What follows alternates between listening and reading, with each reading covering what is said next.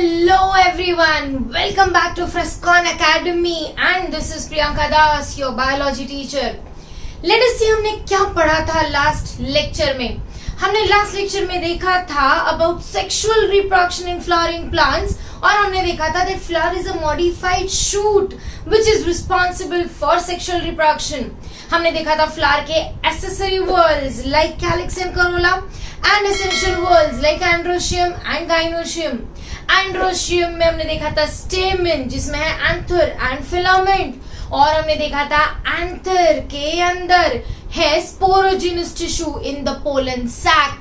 ये sporogenous tissue में बनते हैं माइक्रोस्पोर्स जो डेवलप होते हैं, मच्योर होते हैं to form pollen grains. Pollen grains के अंदर बनते हैं टू मेल गैमेट्स. याद आ रहा है? और हमने देखा था दैट गाइनोशियम में है carpel which is also called as pistil. हमने देखा कार्पेल में है ovary, style and stigma. Ovary में है ओव्यूल और ओव्यूल के अंदर बनेगा embryo sac which is the female gametophyte और it is 7 celled and 8 nucleate structure. So हमने देखा था about the formation of egg cell which is also called as oospore, right? अब लेट अस सी अब क्या पढ़ेंगे. हमने देखा microsporogenesis, megasporogenesis, pollen grain and female gamete का फॉर्मेशन. इन दिस लेक्चर चलो चलते हैं और करवाते हैं इनका मिलन. अभी टेल मी, हमने देखा था पोलन ग्रेन, तो ये कहाँ बना था?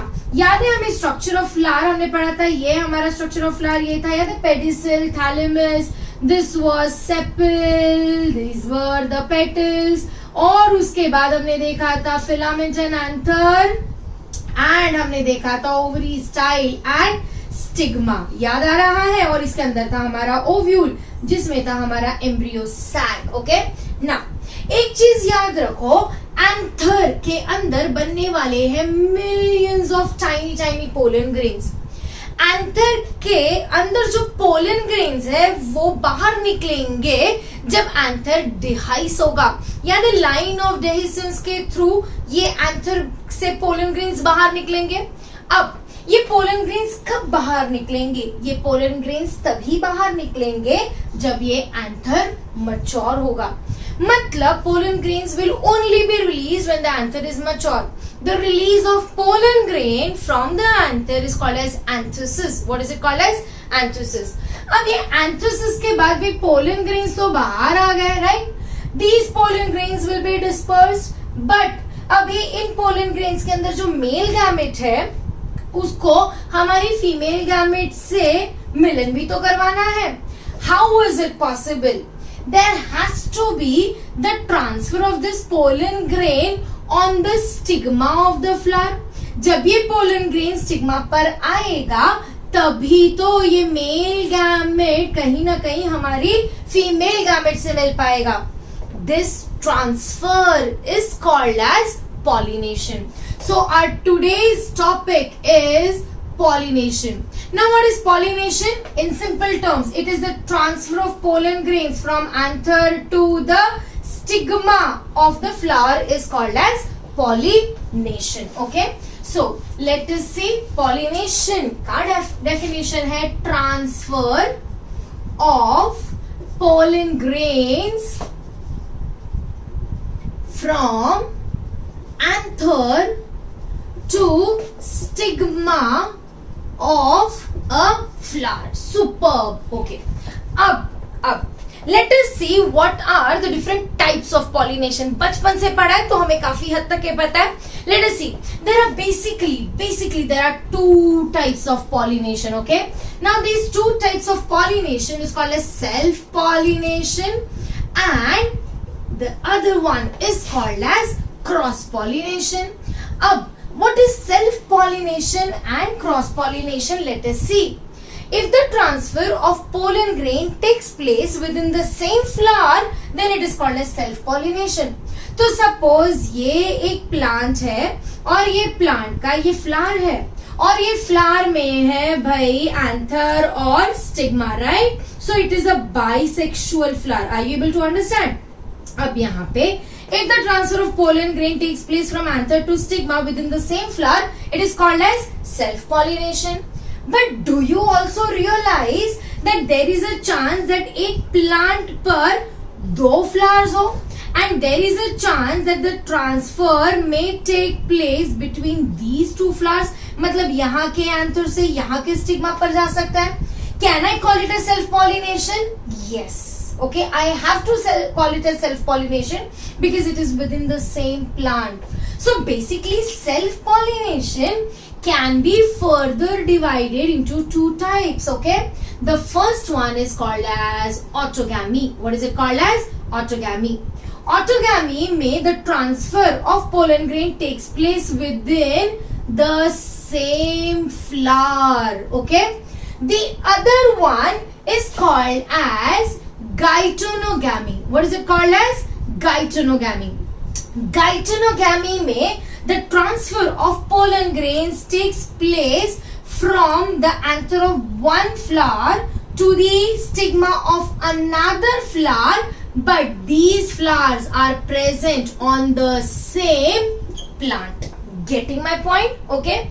अब autogamy और Geitonogamy दोनों में you will see since the same flower या same plant is involved, ये दोनों में भी genetically मतलब pollination के बाद भी ये pollen grain और stigma दोनों का you will see that the genes will be identical, so they will be genetically identical. Okay, अब चलते हैं cross pollination पे. Cross pollination is also called as xenogamy. What is it called as? Xenogamy. Xenogamy के लिए ही दूसरा word है allogamy. So allogamy and xenogamy is nothing but cross pollination. अब what do you mean by cross pollination? अब अगर तुम्हें मैं garden में खड़े कर दूं तो क्या सिर्फ एक ही रोज प्लांट होगा? नहीं, बहुत सारे रोज प्लांट होंगे. So can I say that the pollen grain can be transferred from one plant to the other plant as well? Are you able to understand? मतलब यहाँ के एंथर से पोलन उड़कर इसके स्टिग्मा पर जा सकता है, and that is called as cross pollination. But imagine अगर एक गार्डन में रोज के भी प्लांट है, हिबिस्कस के भी और लिली के भी है, तो क्या कभी हिबिस्कस और लिली के बच्चे बनेंगे क्या? No. So can I say when cross pollination takes place, it has to be between two plants, okay? But these two plants, flowers of two plants, but of the same species. याद रखो, तुम्हें कुत्ते कितने भी पसंद हो, तुम्हें गधे कितने भी पसंद हो, हम गधे और कुत्तों के साथ रिप्रोड्यूस नहीं कर सकते हैं. I am sorry for that, but this is the same logic which is applied to the plants. Lily का पोलन ग्रेन सनफ्लावर को पॉलिनेट नहीं कर सकता है और सनफ्लावर का रोज को नहीं कर सकता है. Are you able to understand? चलो, अब ये जो क्रॉस पॉलिनेशन है ये इन शॉर्ट पहले देख लेते हैं. क्रॉस पॉलिनेशन में ट्रांसफर करना पड़ेगा बिटवीन टू फ्लावर्स, राइट? तो मैं यहां से लेकर यहां तक के पहुंचाना भी तो पड़ेगा. डू यू रियलाइज दैट ये इतने आसानी से नहीं हो पाएगा? मतलब मुझे कुछ तो चाहिए होगा जो पहुंचाने में मदद करे. क्रॉस पॉलिनेशन में what are required? Agents are required. Agents for pollination like wind, water, insects, so on and so forth. So cross pollination requires a lot of agents. अच्छा, cross pollination में याद रखो, भले ही मैंने यहाँ bisexual flowers ड्रॉ किए, cross pollination में flowers bisexual हुआ तो भी चलेगा और अगर यूनिसेक्सुअल हुआ तो भी चलेगा. मतलब अगर बाइसेक्सुअल हुआ तो यहाँ से यहाँ ट्रांसफर हो सकता है. अगर यूनिसेक्सुअल हुआ तो suppose this is the male flower and suppose this is the female flower, still the transfer can take place. So xenogamy can take place in bisexual as well as unisexual flowers. अब cross pollination में क्योंकि दो plants involve है तो ये दोनों genetically dissimilar होंगे. मतलब कैन आई से दैट यहाँ पे chances of variation are very high. इतना समझ में आया? अब क्रॉस पॉलिनेशन को छोड़ते हैं यहाँ और चलते हैं हमारे ऑटोगैमी और गाइटेनोगैमी पर. अब अगर मुझे ऑटोगैमी करना है, मतलब मुझे जो फ्लावर है वो सेम फ्लावर में रिप्रोड्यूस करवाना है, मतलब दोनों के दोनों सेक्स ऑर्गन्स प्रेजेंट होना कंपलसरी है. So do you realize autogamy can take place only and only in case of bisexual flowers? Getting my point? तो दोनों भी मेल और फीमेल गैमेट्स बनने चाहिए, मतलब दोनों पार्ट्स होने जरूरी है. बाइसेक्सुअल फ्लावर्स को हमने पहले भी पढ़ा है और उसको हमने क्या बोला था? hermaphrodites. Are you able to understand? So autogamy takes place in bisexual flowers या hermaphrodite. अच्छा, दूसरी चीज और एक इंपॉर्टेंट चीज है. Okay, you will see that यहां से यहां ही अगर ट्रांसफर हो सकता है तो ये जो मेरा मेल गैमेट है और ये जो मेरी फीमेल गैमेट है, दोनों को एक साथ मैच्योर होना पड़ेगा. अगर एक पहले मैच्योर हो गया और दूसरा बाद में मैच्योर हुआ तो भैया रिप्रोडक्शन का तो एक्ट हो ही नहीं सकता है. सो what is the another condition required for autogamy?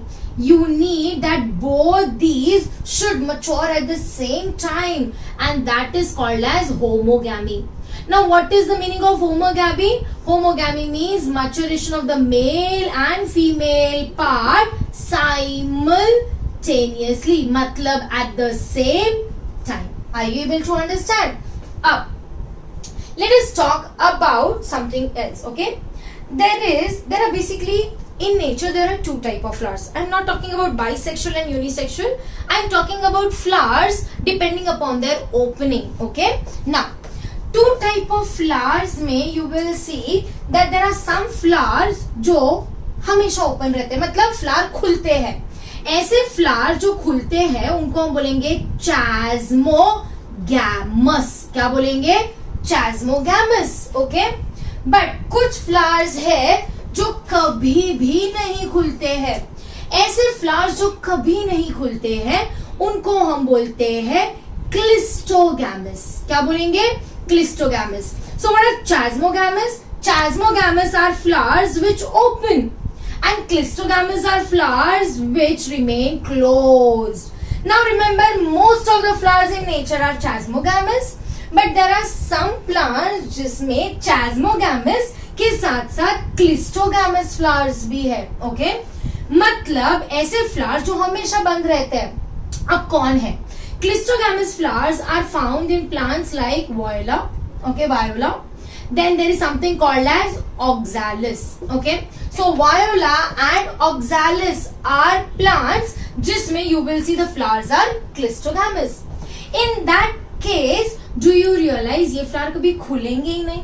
अगर खुलेंगे ही नहीं तो आजू बाजू वाले किसी से भी रिप्रोडक्शन के चांसेस है क्या? नहीं. मतलब क्लिस्टोगैमस फ्लावर के पास ऑप्शन ही नहीं है. They by default have to be autogamous. So clistogamous flowers, remember, they are invariably, मतलब without doubt, they are invariably autogamous. Getting my point, guys? Right? So you will see that there are plants which have flowers which are chasmogamous as well as clistogamous. Clistogamous are closed flowers; they do not open at all. Example है viola, oxalis. Okay, and you will see that invariably autogamous. Okay, now चलो चलते हैं गाइटेनोगैमी में. अब what do you understand by the word गाइटेनोगैमी? गाइटेनोगैमी में हमने देखा that it is a mode of reproduction जहाँ पे एक प्लांट पर अगर दो फ्लावर है तो इनमें आपस में पॉलिनेशन होगा. ओके, अच्छा, अभी क्या इसमें ये कंडीशन नेसेसरी है कि वो फ्लावर बाइसेक्सुअल हो? नहीं. याद रखो, if the flower is bisexual, super, well and good, right, but can this work in unisexual flowers as well? Yes. Okay, remember हमने देखा था यूनिसेक्सुअल फ्लावर्स मतलब आइदर पिस्टिलेट एंड स्टैमिनेट. अच्छा, पिस्टिलेट मतलब क्या? फीमेल. और स्टैमिनेट मतलब क्या? मेल. ओके, अगर मेल और फीमेल, सपोज ये फ्लावर मेल है that is staminated and suppose ये फ्लावर फीमेल है मतलब पिस्टिलेट है, तो क्या इनमें पॉलिनेशन हो सकता है? यस. मतलब क्या इनमें गाइटेनोगैमी हो सकता है? Yes. What is this condition called as? Do you remember? This is something called as homothallic. Superb. तो होमोथैलिक प्लांट्स या फिर मोनोइशियस प्लांट में you will be able to see geitonogamy. Gamy. Okay, अभी मोनोशियस का example क्या था? Monoecious का example था coconut.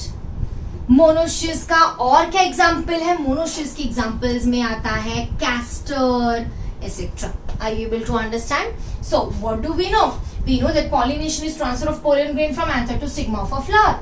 If it takes place within the same flower या flower of the same plant, then it is called as self-pollination. If it takes place within two flowers of two different plants but of the same species, then it is called as cross-pollination, also called as xenogamy or allogamy. हमने देखा that these flowers they require agents and the flowers can be either bisexual or unisexual and the chances of variation are very high. हमने देखा autogamy में same flower है तो by default bisexual होना चाहिए, by default homogamy होना चाहिए, मतलब maturation should be simultaneously, and the flowers if they are clistogamous then by default they are autogamous as well. Now can I say that these three things or these three conditions will lead to autogamy?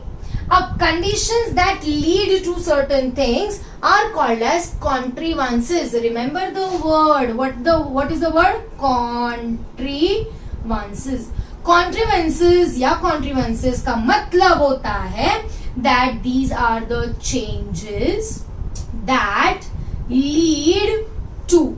मतलब अगर flower bisexual है, homogamous है और cleistogamous है तो वो क्या करवाएगा? ऑटोगैमी, मतलब क्या करवाएगा? Self pollination. ओके, अच्छा हमने देखा था geitonogamy of the same plant. इसमें हमने देखा था that flowers can be bisexual और unisexual and it should be homothallic, that is it should be monoecious. अच्छा भी गाइटेनोगैमी के बारे में और एक बात याद रखो. ओके, गाइटेनोगैमी में can you see that the pollen is transferred between two flowers. अगर दो फ्लावर के बीच में ट्रांसफर हो गया तो कुछ ऐसा सिचुएशन हो गया. So remember your geitonogamy is functionally, I am using the word functionally, it is similar to cross pollination. Functionally it is similar to cross pollination, but क्योंकि इसके और इसके जीन सेम है तो do you realize genetically it is similar to this condition, that is autogamy. मतलब दोनों, इसमें भी सेम जीन्स है, इसमें भी सेम जीन्स है. So, gaitenogammy is functionally cross-pollination, but genetically it is similar to self-pollination. That is nothing but autogamy. Generally NEET में ऐसा कोई सवाल आ जाता है. Okay? So, functionally cross-pollination है gaitenogammy, but genetically क्या है? Autogamy. अब कुछ प्लांट्स को पसंद है सेल्फ पॉलिनेशन करना और कुछ प्लांट्स को पसंद है क्रॉस पॉलिनेशन करना. ऐसा क्यों? क्योंकि कुछ ना कुछ तो एडवांटेजेस होंगे सेल्फ के भी और क्रॉस पॉलिनेशन के भी. चलो देखते हैं इनके एडवांटेजेस एंड डिसएडवांटेजेस. ओके, अब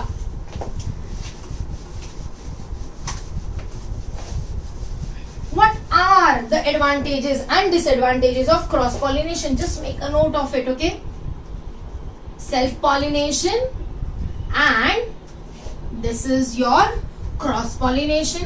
अच्छा पहले देख लेते भाई एडवांटेजेस. अब सबसे पहला एडवांटेज ऑफ सेल्फ पॉलिनेशन क्या है?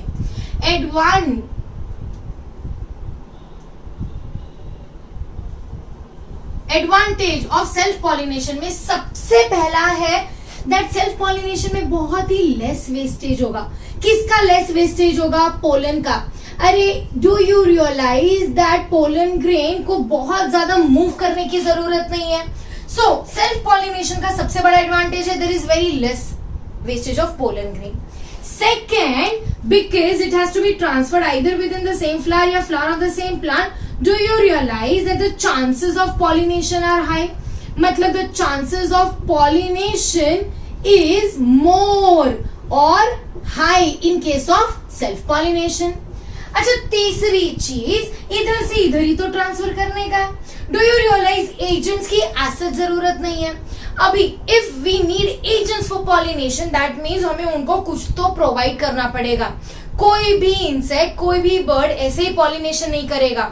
उसको चाहिए नेक्टर, उसको चाहिए कलर, उसको चाहिए ओडर.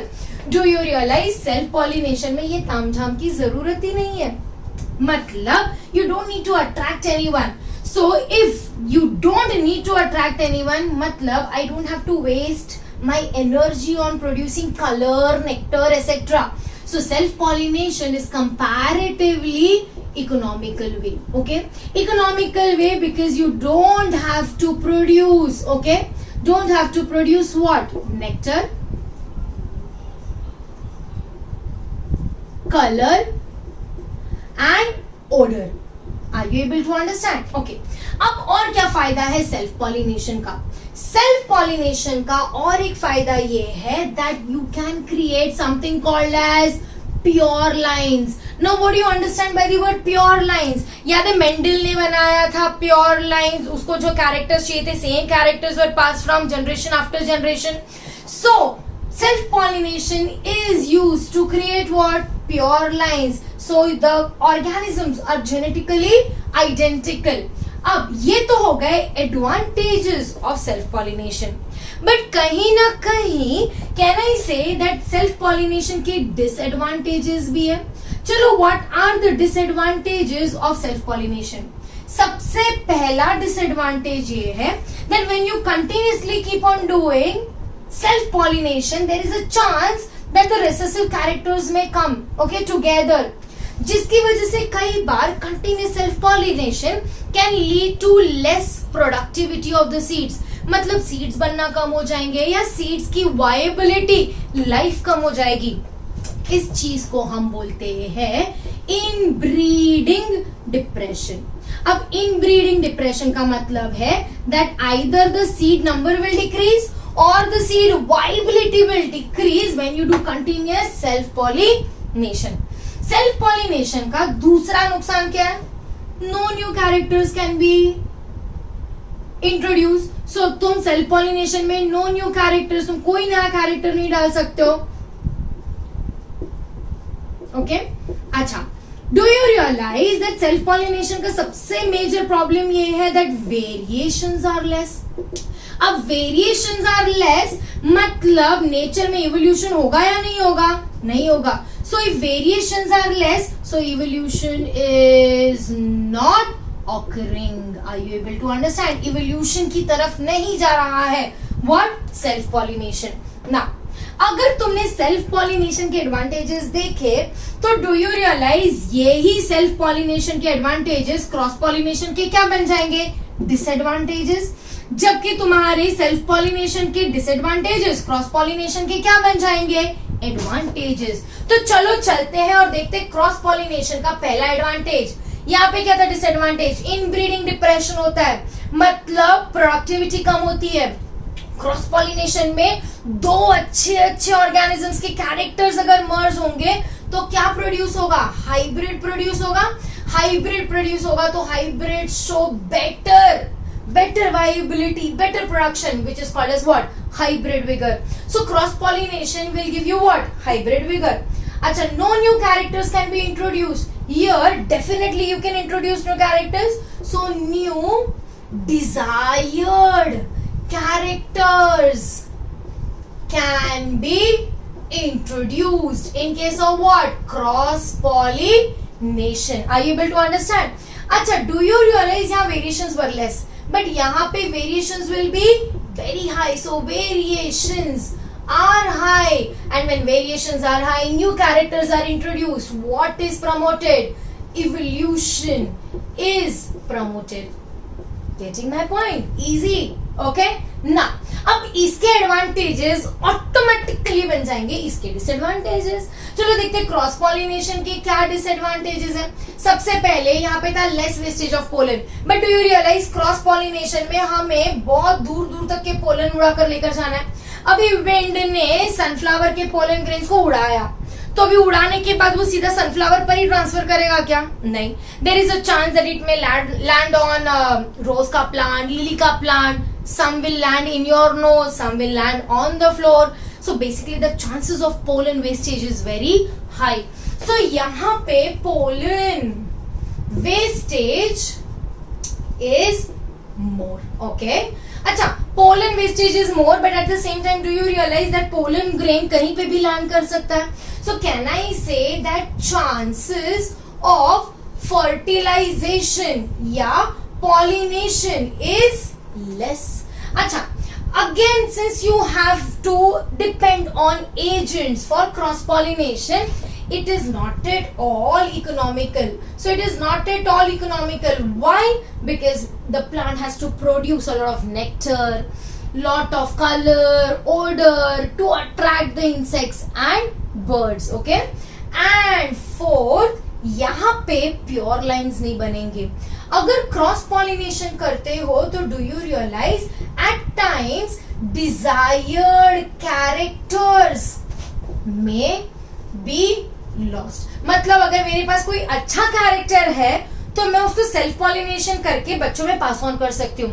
बट अगर क्रॉस पॉलिनेशन हो गया तो चांसेस है that these desired characters may be lost. Are you able to understand?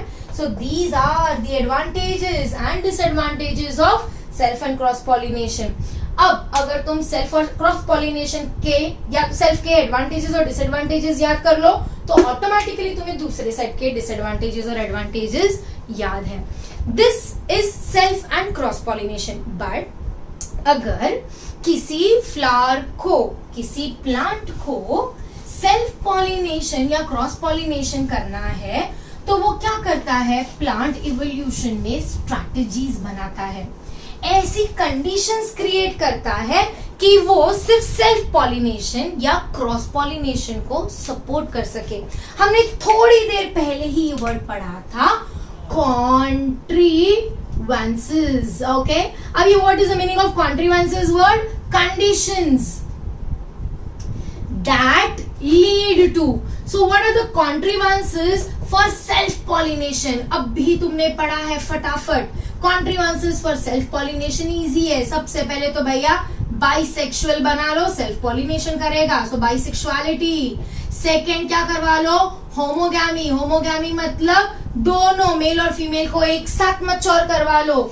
और थर्ड क्लिस्टोगैमस फ्लावर बनवा लो भाई माशाल्लाह. इसके बाद तो चांस ही नहीं है, सेल्फ पॉलिनेशन ही करना पड़ेगा because the flowers are closed, right? But are there any contrivances for cross pollination? Yes, there are contrivances for cross pollination as well. ये contrivances या conditions that lead to cross pollination are also called as outbreeding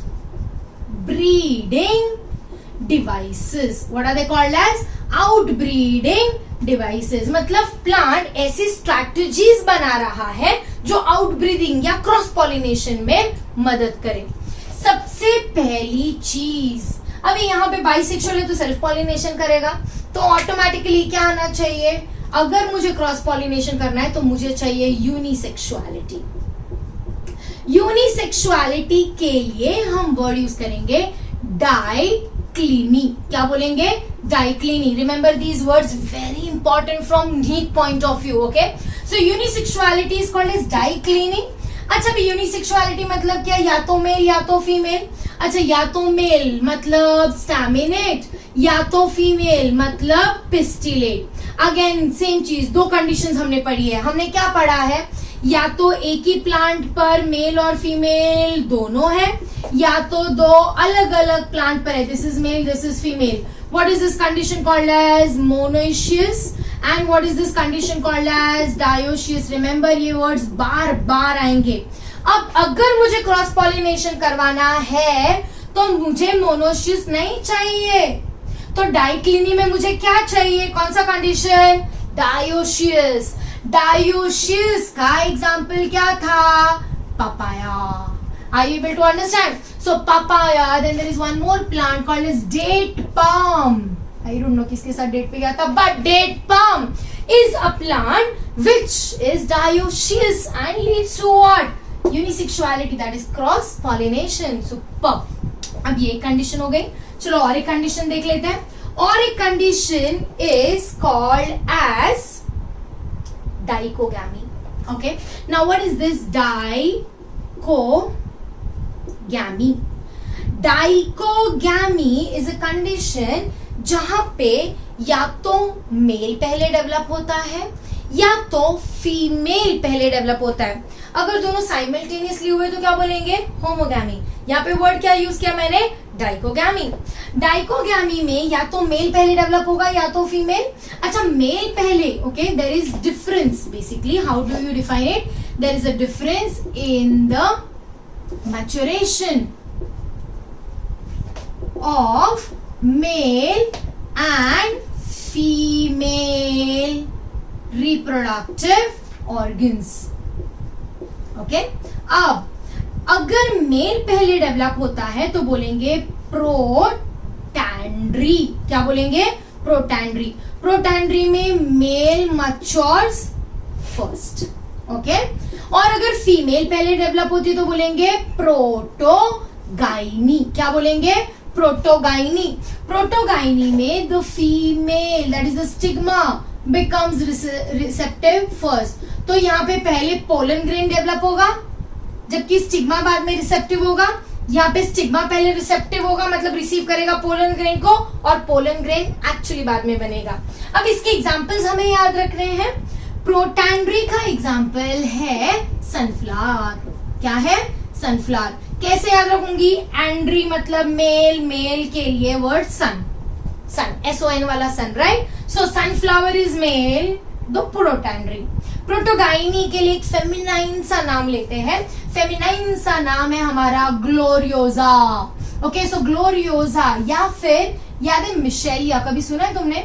so gloriosa या michelia, michelia. Okay, these are the plants और flowers that show protogyny. अब dicliny हो गया, dichogamy हो गया, और क्या है? और है समथिंग कॉल्ड एज हर्कोगैमी। अब क्या है भाई हर्कोगैमी? Late us see. हर्कोगैमी में there is a physical barrier produced. So there is a physical barrier between the male and female. अच्छा, फिजिकल बैरियर कैसे? इसका एक सिंपल सा एग्जांपल ले लो, कैस्टर। कैस्टर नहीं, कैलोट्रोपिस। ओके, अब ये जो कैलोट्रोपिस है, ये कैलोट्रोपिस में क्या होता है? कैलोट्रोपिस में ये जो प्लांट है, the plant has male as well as female both the reproductive parts. मतलब इसमें पोलन ग्रेन्स भी बनेंगे और ओव्यूल भी होगा। बट जब ये पोलन ग्रेन्स बनता है ना, तो ये पोलन ग्रेन्स एक बैग लाइक स्ट्रक्चर में एनक्लोज होते हैं।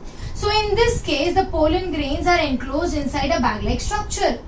This bag-like structure is called as pollen kit. What is it called as? Pollen kit.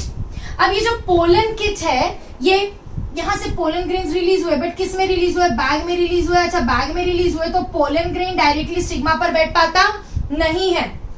These pollen grains along with the pollen kit will be released, and when they are released, they will have to reach another flower. And only then they will dehisce, मतलब वहां पे जाकर ये pollen kit फटेगा और ये pollen grains release होंगे। Can I से mail और फीमेल के बीच में एक फिजिकल बैरियर लाइक स्ट्रक्चर बना दिया तुमने। So what is it called as? Herkogamy. इतना समझ में आया? अब हर्कोगैमी के बाद चलते हैं और एक, ओके, हर्कोगैमी के बाद फोर्थ है हेटेरोस्टाइली। ओके, अब हेटेरोस्टाइली नाम से ही समझ में आता है that hetero is different, styly मतलब स्टाइल। सो यहाँ पे there is different lengths of style, different lengths of style and filament. Okay, जिसकी वजह से यू विल सी अगेन एक फिजिकल डिस्टेंस क्रिएट हो जाता है। जैसे कि सपोज ये है तुम्हारा फ्लावर। ओके, कुछ केसेस में ऐसा होता है दैट ये है ओवरी और ये तुम्हारा stigma. So this is the stigma and this is the ovary. You will सी यहाँ पे जो एंथर है ना, ये कंपैरेटिवली इतना ही है, चिंटू सही है। Are you able to understand? अब इतना छोटा है दैट यहाँ के पोलन ग्रेन्स ना यहाँ तक के पहुंच नहीं पाता है। अच्छा, यहीं पे दूसरा एक फ्लावर है जिसमें तुम्हारा ओव्यूल और तुम्हारा स्टिग्मा इतना सही है, बट तुम्हारा जो एंथर है ना वो इतना बड़ा है, मतलब इतना बड़ा है तुम्हारा male reproductive part. In this case हवा आएगी तो हवा ये पोलन ग्रेन्स को ऐसे ऊपर ऊपर से उड़ा कर लेकर जाएगी। There is a very less chance that वो यहाँ पे गिरे। Okay, so this is the example of heterostyly. Heterostyle is seen in plants like evening primrose. Okay, evening primrose. Okay, या फिर mirabilis. So mirabilis and evening primrose shows heterostyle. अब ये दोनों condition के एक नाम भी है. ओके, इस कंडीशन को हम बोलेंगे पिन. क्या बोलेंगे? पिन. जहाँ पे हमारे एंथर्स छोटे हैं और जहाँ पे हमारे एंथर्स बड़े हैं ना, उसको हम बोलते हैं थ्रम. So what are the two conditions? Pin and thrum. What are the two conditions? Pin and thrum. So यहाँ पे ये वाले प्लांट में कितने टाइप के फ्लावर्स हैं? 2 टाइप के फ्लावर्स हैं, depending upon the 2 different lengths of the style. एक में ज्यादा है और एक में कम है. इतना समझ में आया?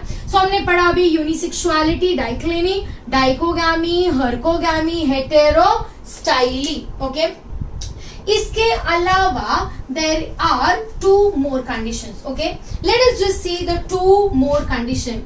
One condition is called as self incompatibility. What is the meaning of self incompatibility? इसका मतलब है कि मेरे फ्लावर का पोलन ग्रेन या मेरे प्लांट का पोलन ग्रेन अगर आकर पॉलिनेट करेगा तो it will not be allowed by the stigma to germinate. Stigma germinate ही नहीं होने देगा, पोलन ट्यूब ही नहीं बनने देगा, फर्टिलाइजेशन ही नहीं होने देगा. सो सेल्फ इनकम्पैटिबिलिटी में the pollen from same plant can not germinate. Are you able to understand? So the pollen from the same plant cannot germinate. अब ये किस में पाया जाता है? ये बहुत सारे प्लांट्स में पाया जाता है. One of the example is castor and potato. Potato and castor में मिलेगा हमें self incompatibility. Okay? अच्छा, self incompatibility के अलावा there is one more जो इसके ही जैसा है. उसे हम बोलेंगे प्रीपोटेंसी. क्या बोलेंगे? प्रीपोटेंसी. अब what is the meaning of prepotency? इसका मतलब है कि see this is the flower okay of the same plant. ये वाला पोलन ग्रेन इसको जाकर फर्टिलाइज कर सकता है. ओके, फर्टिलाइजेशन के चांसेस है, बट अगर इस फ्लावर पर इसका पोलन ग्रेन आया तो दोनों पोलन ग्रेन में कंपटीशन होगा. अगर इसका ये वाला पोलन ग्रेन है ओके ब्लू कलर का और इसका ये वाला पोलन ग्रेन है रेड कलर का, दोनों पोलन ग्रेन आकर बैठे हैं तो पहले कौन किसको चांस मिलेगा? बार वाले को, बाजू वाले को तुम पहले मौका दोगे. So this is called as prepotency. मतलब more chance of fertilization by the pollen from other plant. अगर अपना आया तो भी रिप्रोड्यूस करेगा. सेल्फ इनकम्पैटिबिलिटी में बिल्कुल भी रिप्रोड्यूस नहीं करेगा. प्रीपोटेंसी में करेगा, बट इससे पहले कौन करेगा? द बाजू वाला प्लांट का पोलन ग्रेन. इसका एग्जाम्पल है एप्पल एंड पीच. क्या है? एग्जाम्पल है Apple and peach. Are you able to understand? Remember, outbreeding devices are very important from NEET point of view. They form a very good question for boards as well, and you need to write down these names. Okay? सिर्फ explain करोगे तो नहीं चलेगा. We have to write the words like dicliny, dichogamy, hercogamy, heterostyle, self-incompatibility, and prepotency. Of course, dear, there are many other techniques as well, many other adaptations as well. But फिलहाल for the scope of this lecture and for the scope of this exam, okay, we need to remember these examples and these techniques or contrivances for cross pollination, also called as outbreeding devices. देखते हैं what are the agents required for cross pollination in a short while. Okay, thank you.